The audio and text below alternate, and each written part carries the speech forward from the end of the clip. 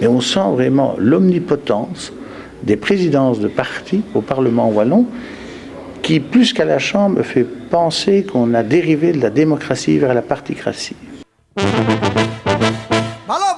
Bonjour, je suis ici au Saint-Gilles, à Namur, siège du Parlement wallon. Je suis très exactement au salon des parlementaires, dans lequel normalement un journaliste ne peut pas être, mais M. Erdekens m'y a convié. Pourquoi ? Parce qu'on parle beaucoup d'éthique pour l'instant à Namur.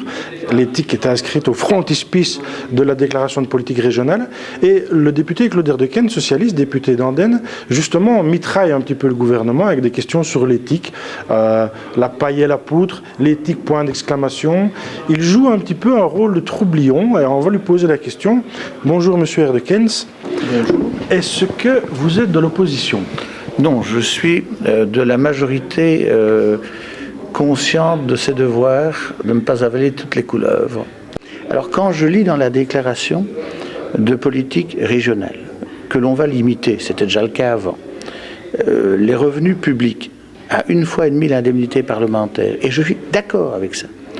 Mais lorsque je lis... C'est-à-dire, par exemple, pour le téléspectateur, là, qu'un député bourgmestre aura un moment son traitement plafonné pour éviter de toucher trop d'argent, tout simplement. Exactement, et je suis pour, mais c'est déjà d'application depuis 6, 7, 8 ans, hein, ce n'est pas nouveau. Donc on a l'air de découvrir la Lune, et qu'est-ce qu'on dit maintenant ?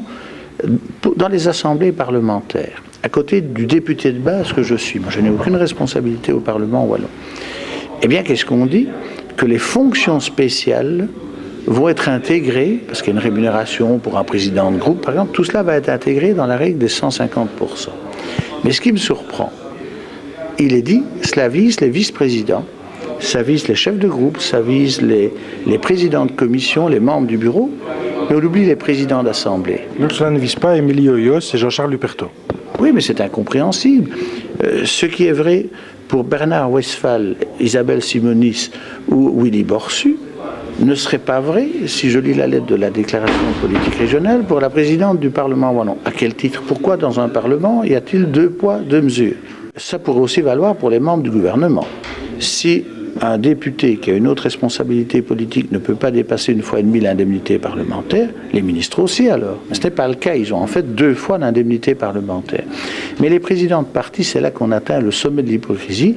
Ça peut concerner aussi bien mon président de parti que M. Renders demain, s'il dépendait du Parlement wallon, ou M. Javot, qui est bourgmestre d'Amé. Eh bien, on ne tient pas compte dans la fixation de la règle d'1,5 fois l'indemnité parlementaire comme montant maximum que l'on peut percevoir, on ne tient pas compte des rémunérations de président de parti.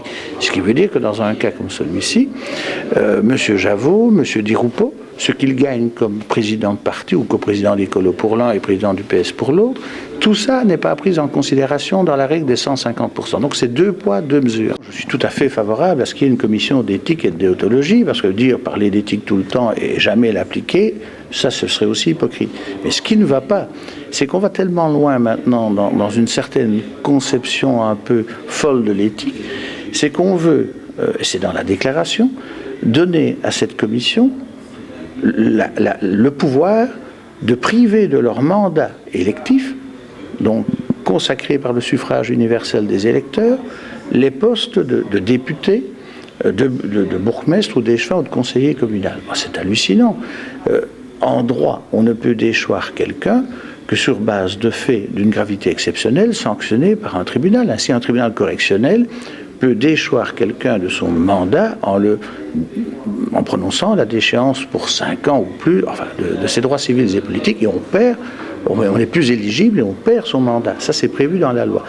Ici, offrir à une commission dépendant d'un parlement choisi par les partis politiques au travers d'une composition faite Dieu sait comment, avec peut-être des créatures politiques, et leur offrir le droit de déchoir des élus du suffrage universel de leur mandat, c'est d'une irresponsabilité totale. Je suis surpris, moi qui ai vécu les 2 assemblées, par la docilité que je découvre ici, alors que l'on cultive à la Chambre... La docilité de qui ? Des parlementaires, en général, pas tous. Au Parlement fédéral est cultivée l'impertinence, le débat d'idées, et ici, vraiment, on sent que tout le monde va être très discipliné, un peu la couture sur le doigt du pantalon. Ici, les vrais patrons, plus qu'à la Chambre et au Sénat. Ils le sont aussi, les patrons, parce que nous, on est en particratie et les présidents de parti ont un rôle fondamental. Mais on sent vraiment l'omnipotence des présidences de partis au Parlement wallon qui, plus qu'à la Chambre, fait penser qu'on a dérivé de la démocratie vers la particratie.